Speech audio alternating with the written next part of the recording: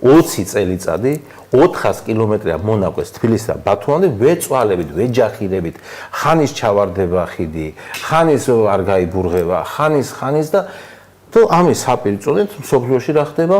თურქეთში, იმ დროს მაგალითიც მოვიყვეთ, თურქეთში დაახლოებით ერთ დროს დავიწყეთ რა. იქ 1500 კილომეტრი დახურეს 5 წელიწადში. 1500 კილომეტრი ნულიდან დაწყებული ზღვისპირა ავტობანი, სტამბოლიდან ტრაბზონამდე მოდის თუ არ ვცდები, რა შემიშალოს 1500 კილომეტრი, გესმის? 5 წელიწადში. და ჩვენ 400 კილომეტრს 3-ზე კი არა, მეჯერ ნაკლებს ვეწვალებით 20 წელიწადი. რაღაცა კეთდება, მაგრამ ეს რაღაცა ის არის გვინდა? ამას ხო უამრავი რამე მოყვება, ხო ეს ავტობანი რო დაიგეგმა მაშინ და გეგმავდი და ძალიან მნიშვნელოვანია, კაცო, ეკონომიკისთვისაა ძალიან მნიშვნელოვანი.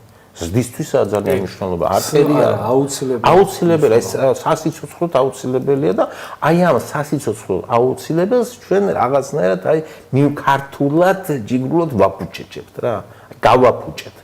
და აი ვეწვალებით კიდევ ვერ გავდეთ, აი ის მონაკვეთი დარჩა. ეხლა ის მონაკვეთი, ეხლა სამტრედია. ეხლა ირიკოთი ეხლა დამთავრდება. ახლა ის, ეხლა და აი როგორ გითხარ, ღობეს რო აკეთეს კაცი და რო ეწვალება, რო ზაპოროჟეცის კარებს რო მიადგავს ღობეს რო შეავსოს. აი რაღაც აი ეგეთ სტილში მოქმედება.